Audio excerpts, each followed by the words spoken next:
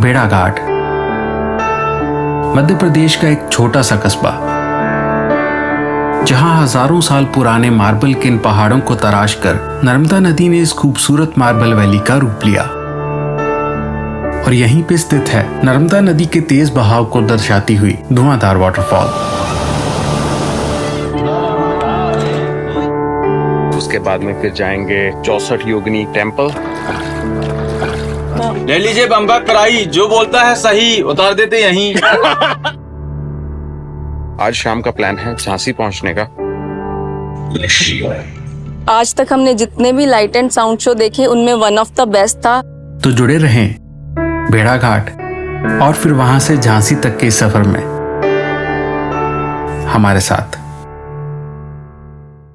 पिछले व्लॉग में आपने देखा कि एमपी रोड ट्रिप की शुरुआत में हम लोग पहुंचे थे पेंच नेशनल पार्क, जहां आज सुबह हमने एक एक्साइटिंग जंगल सफारी करी।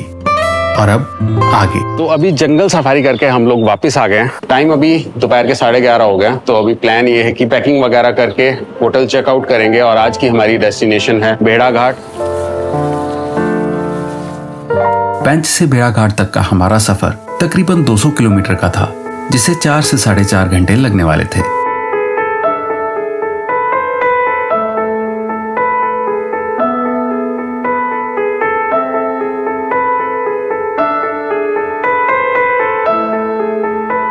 मिडवे ट्रीट में अभी लंच करने के लिए रुके हैं। टाइम 2:30 बज गए ऑलमोस्ट। तकरीबन 2 घंटे और लगेंगे, आधा घंटा यहाँ पे खाना खाएंगे।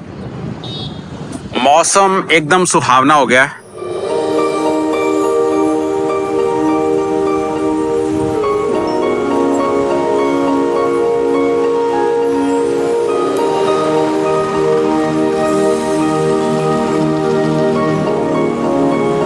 साढ़े 3 हो गए हैं। लंच हमने कर लिया है, लंच ठीक ठाक था। मौसम और अभी भयंकर बारिश हो रहा है।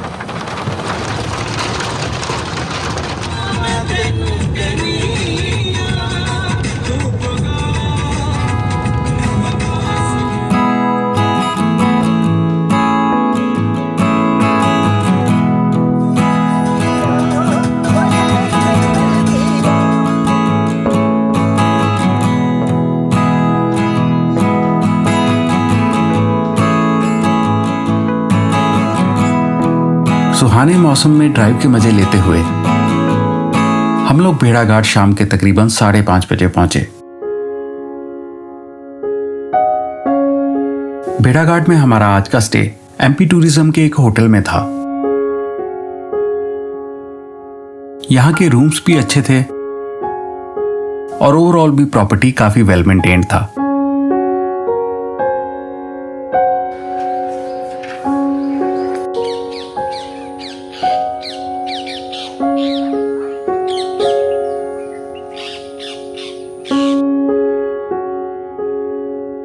बहुत ही ब्यूटीफुल सा व्यू है यहाँ से, जो मार्बल वैली है उसका, और काफी एक अच्छा सा यहाँ पे वाइब है।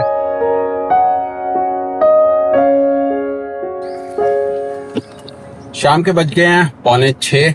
होटल हमने चेक इन कर लिया है और अभी बोटिंग कर सकते थे, लेकिन बोटिंग हम कल सुबह करेंगे। और अभी के लिए निकल रहे हैं धुआंधार वाटरफॉल की तरफ। वाटरफॉल देखेंगे, फिर डिनर तो होटल में आके ही करना है।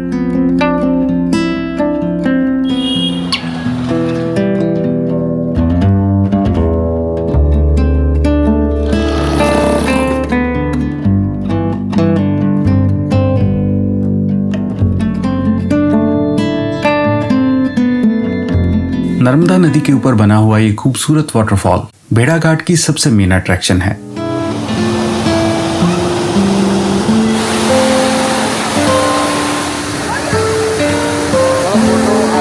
गिरते हुए पानी के तेज बहाव के कारण हवा में उठते इस पानी के धुएं की वजह से ही शायद इस जगह का नाम धुआंधार वाटरफॉल रखा गया है। सूरज ढल चुका था, आसमान में काले बादल थे और हल्की हल्की बूंदाबांदी भी हो रही थी, और इन सब में ये जगह और भी खूबसूरत लग रही थी।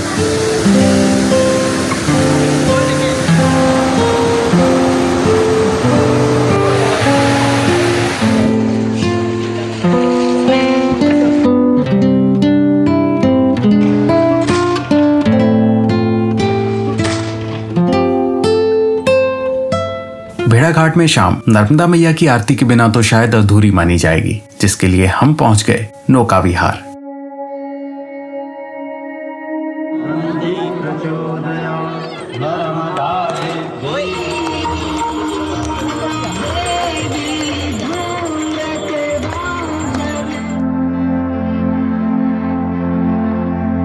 अभी हम अपने होटल आ गए हैं क्योंकि मौसम थोड़ा खराब था और हल्की हल्की बारिश भी हो रही थी। तो भेड़ाघाट की बाकी टूरिस्ट डेस्टिनेशंस हम कल सुबह देखेंगे। डिनर करने का प्लान होटल में ही है, तो आज का दिन हम यहीं क्लोज करते हैं। Good night.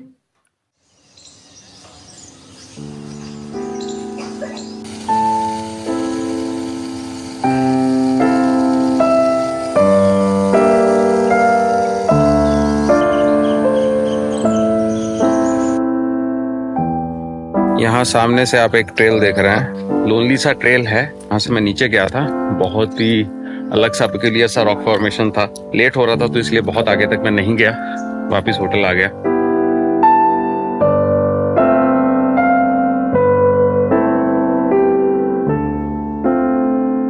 पौने 10 बज चुके हैं अभी सुबह के, और ब्रेकफास्ट हमारा हो गया है।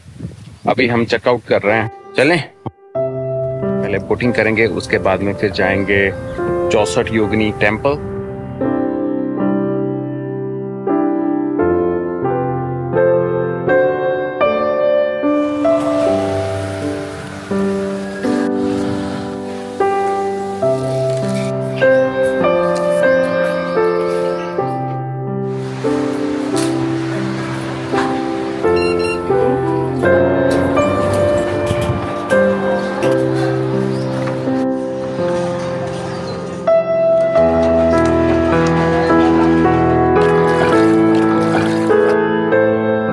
ऊपर देखिए हरे हरे झाड़ और इस साइड में देखिए पहाड़। आप लोग कर रहे हैं नर्मदा जी में नौका विहार।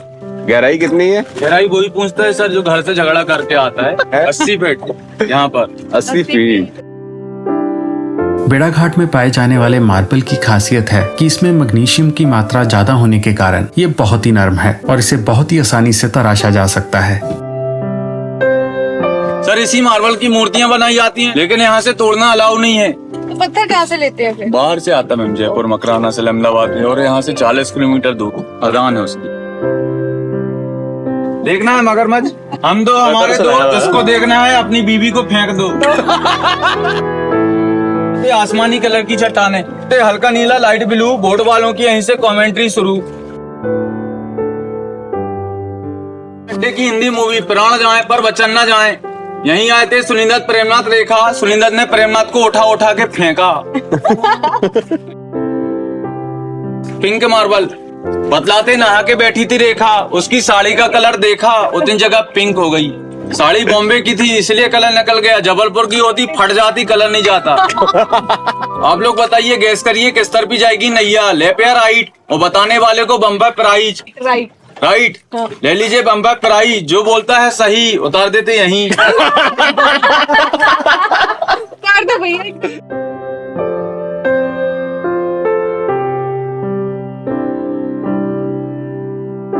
ये सामने देखिए करीना का दुपट्टा लटका हुआ है। करीना की कौन सी मूवी थी? अशोका। अच्छा। अरे सांप। Oh my goodness, no.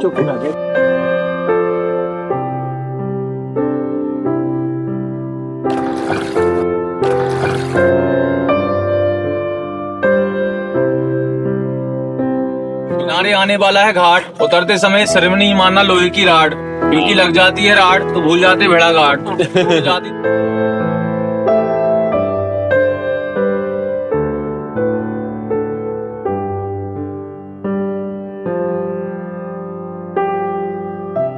बहुत मजा आया बोटिंग करके, और कमेंट्री भी भैया की बहुत अच्छी थी, बहुत हंसाया उन्होंने।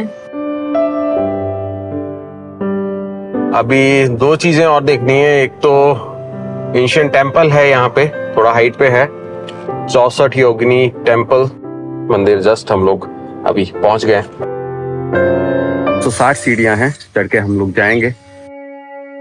10वीं शताब्दी में इस पहाड़ के शिखर पे बना भेड़ाघाट का ये 64 योगिनी मंदिर भारत का सबसे बड़ा योगिनी मंदिर माना जाता है।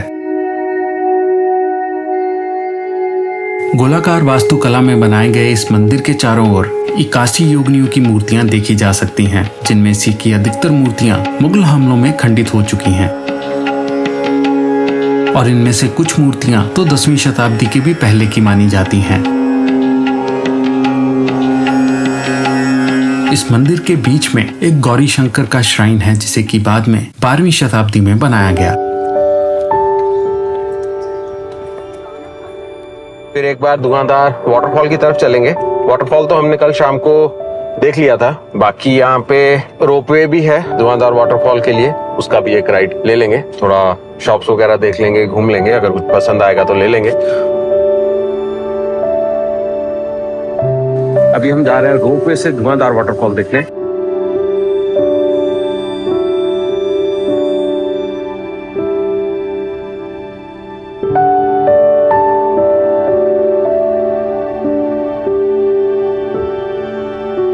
ये रोपवे धुआंधार वाटरफॉल के ऊपर से होते हुए भेड़ाघाट को नर्मदा नदी के दूसरे किनारे के साथ जोड़ता है।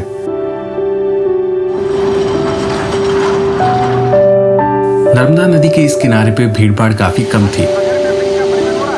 कुछ समय सुकून से इस जगह पे बिताने के बाद हम लोग वापस रोपवे के लिए निकल गए। धुआंधार वाटरफॉल की खूबसूरती हमने कल शाम को भी देखी थी, लेकिन रोपवे से मार्बल वैली और धुआंधार वाटरफॉल के एरियल व्यू को देखना एक बहुत ही लाजवाब एक्सपीरियंस था। रोपवे से निकलते ही हमने देखा कि यहाँ की मार्केट में मार्बल से बनी हुई कई बहुत ही खूबसूरत चीजें बिक रही थी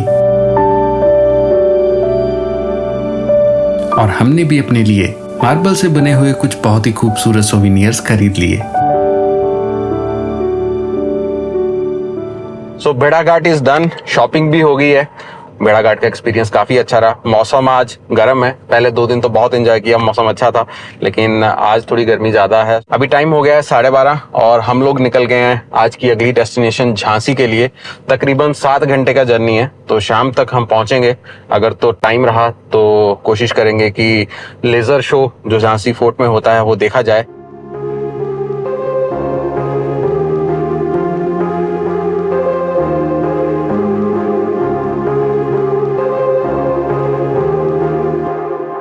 तकरीबन 3 घंटा हो गया था हमें ड्राइव करते हुए। अभी हम लोग मिडवे ट्रीट बमबोरी में रुके हुए हैं लंच करने के लिए। अभी भी मेरे ख्याल से ETA 7:15 बजे का है। आधा घंटा तो यहाँ पे हमें लंच करने में लग जाएगा, फिर उसके बाद निकलेंगे। मीनवाइल मौसम अच्छा हो गया, क्योंकि जब हम लोग भेड़ाघाट से निकले थे तो बहुत ज्यादा धूप थी। अभी एकदम क्लाउडी हो गया और शायद बारिश भी हो जाए।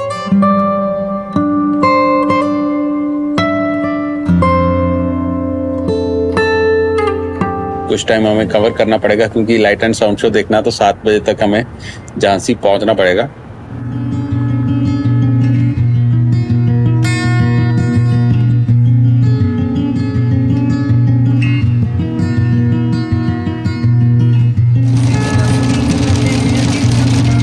कभी बारिश कभी धूप, मौसम हर थोड़ी दूरी पर करवट ले रहा था।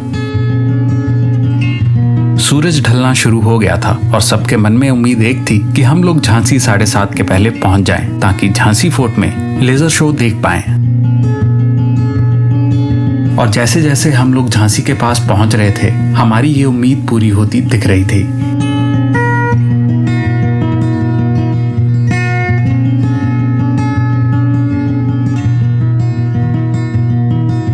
तकरीबन 7:15 बजे हम झांसी पहुंचे थे और 7:30 बजे था झांसी फोर्ट में लाइट एंड साउंड शो, तो पूरे टाइम में हम पहुंचे।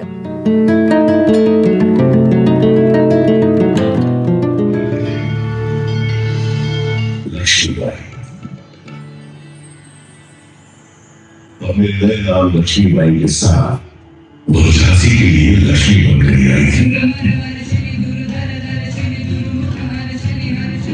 उस दिन रानी लक्ष्मीबाई युगों युगों तक अमर हो गई।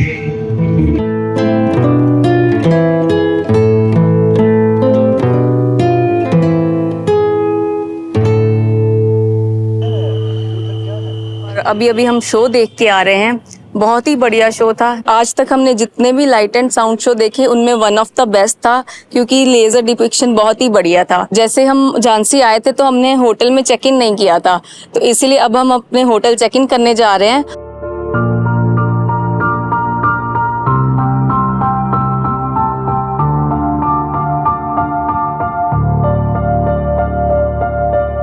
तो आज का दिन हम यहीं क्लोज करते हैं। अगर आपको हमारी वीडियोस पसंद आती हैं तो उन्हें लाइक करें, लाइक माइंडेड लोगों में शेयर करें और हमारे चैनल को सब्सक्राइब भी जरूर करें।